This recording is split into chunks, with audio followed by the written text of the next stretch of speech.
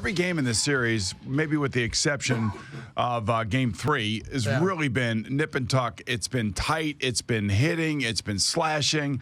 You know, I can't believe that the officials are letting some of the stuff go, but I guess at the end of the day, if your team wins, you're really happy, and that's exactly how I feel this morning. And a couple of guys are really have been stepping up in this series. Number one, Henrik Lundqvist. He's been great. He was great again last night.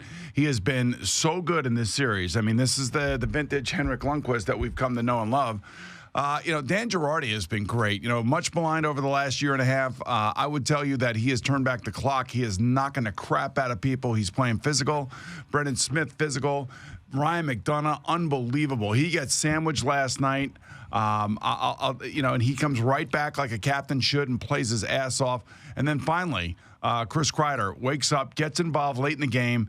I thought from the mid of the second period on, he actually played really, really good, and he started to assert himself. Now, I think a lot of that has to do with who he's playing with. Mika Zibanejad, who I got on after Game 2 about allowing a goal right in front of Henrik to happen. If he plays like this and he plays like he did last night, they are going to be really tough to beat because he played great. Now, he ultimately scores the game winner, due in large part to Kreider's antics along the boards and keeping the puck in and going down the sideline. It was great. It was great. But Kreider missed an open net last night. That's the second open net that he's missed in this series. But all of a sudden, you saw the power, the strength, the speed, and everything else that is Chris Kreider and how difficult he is to deal with. And maybe that's because they reunited that line with Zibanejad at center, Kreider at wing, and Bushnevich, the rookie Russian, at wing. And all of a sudden, that chemistry is starting to see. And Bushnevich is obvious. He's out there. You see him with the puck. He's got great puck possession. He's throwing the puck to the net. So all of that stuff, Craigie, was great last night, plus the intensity of doing it in front of 25,000 or 21,000 Canadians.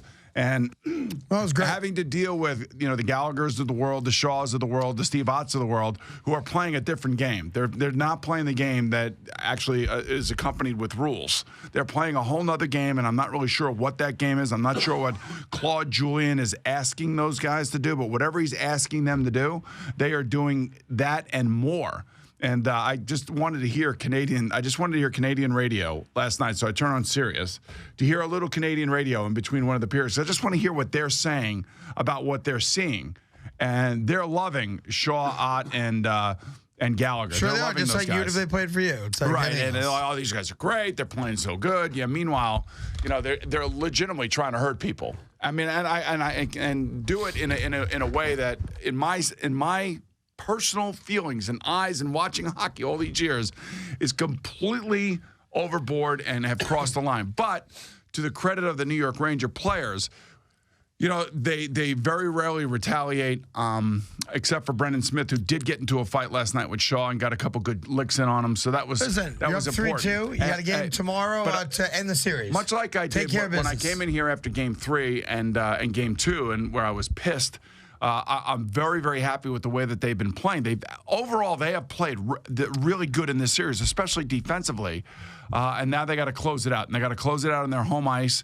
And they just got to be free and easy. And they just got to play hockey at home. And the fans have got to be great tomorrow night. But you get the night game, which you love. Right. What you want what Nashville had last night. So Nashville bounced Chicago. Chicago was the number 1 team in the Western Conference, number 2 team overall. They get